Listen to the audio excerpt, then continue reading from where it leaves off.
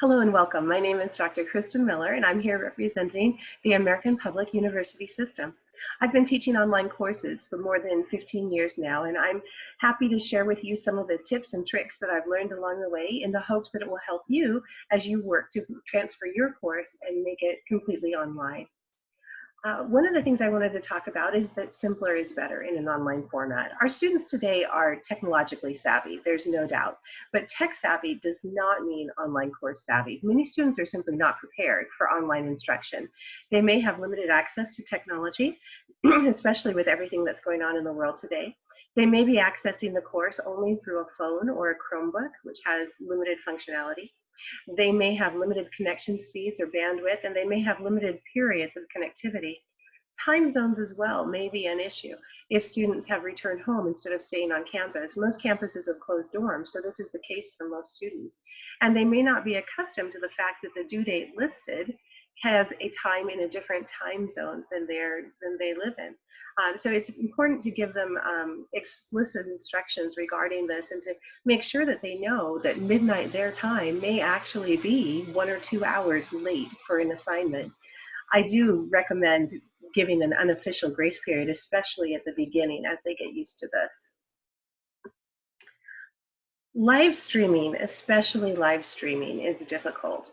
And it can pose problems, both bandwidth problems and especially time zone problems. So try to limit that in your courses.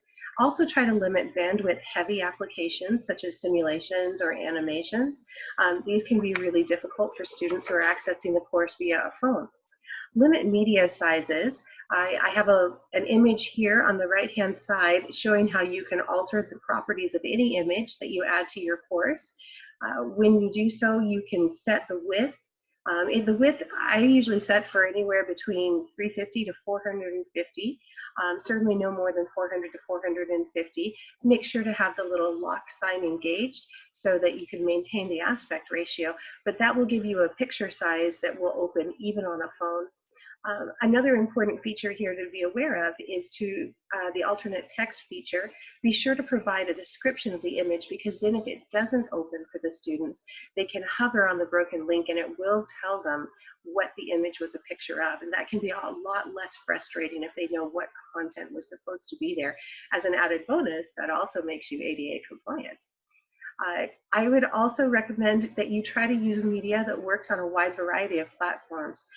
Flash players have known problems on many platforms, and Java applications can have issues with Google Chrome and Chromebooks in general.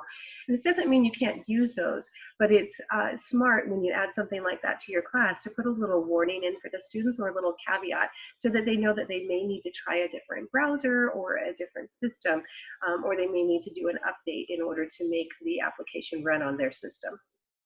A good practice is to use the entire HTML access in the link. So rather than writing, click on this picture where the words "this picture" are the link, instead click on this link and put the entire HTML address as the link.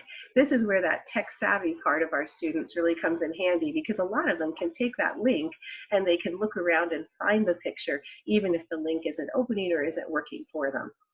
Another smart thing to do is to check your links frequently. Something that works the day you put it in doesn't necessarily work 2 weeks later in your course. So checking them frequently will help to decrease frustration for both you and the students. It's really important in an online format to be careful about ADA compliance, just as it is in a face-to-face class. This is a stressful time for us and for our students, and now more than ever, we need to make sure that we are reaching all students, and that any students who have any issues that may make learning difficult for them have everything they need in the online format to be successful. Some possible solutions are to use YouTube Studios, which will auto caption if you'd like to put in a video. If auto captioning doesn't work for you, if you can't figure that out, you can always provide a downloadable transcript so that students have the option of reading the material instead of listening to the video. You should also provide detailed descriptions of all images used, both images on the course website and any image that you put into an online assignment or an exam. I advise you to work closely with your university compliance group. Every institution has one, and they'll be really happy to check things for you and to help you to make sure that you are being ADA compliant. The key here is not to just assume that it's ADA compliant, but to check. It's always better to ask questions first. Some other good practices to make sure that you're being ADA compliant are to use simple, readable, non-fancy fonts. When you go online, there is so much freedom. We have hundreds of fonts to choose from, hundreds of colors. It's easy to get a little bit lost and to make your site really, really out there. What you want to do is keep it simple and readable. It will not only help every student to follow things and not get distracted, but it will especially help students who have ADA issues in order to be able to read and access the material better. Some things to be avoided would be white on black, red and green fonts. High contrast is what you're going for here. And if you want to use emphasis rather than color, it's often better to use a bold font. My biggest tip for online courses is structure. Students need a path to follow each week. First-time online students often have trouble locating materials, they have trouble uploading assignments, they have trouble understanding what is due each week and when it is due. It's really easy for them to miss things because they're simply not used to the structure of the course. Some of the solutions are to be very clear about your expectations. And one thing I like to do is to send out a weekly email. And this weekly email should be pretty detailed. That doesn't necessarily mean long because students don't want to read something long, but detailed. It should have a short statement of the learning goals or concepts for the week, as well as how they fit into what you learned previously and what you'll learn next week. This helps to orient the students and to keep them centered on where they are on that learning path. Include step-by-step instructions for completing coursework for that week. This is best done in a bulleted list so that they don't miss steps along the way, but you want it to be really detailed. This is the part that can be really detailed. You want to say first, read this lesson.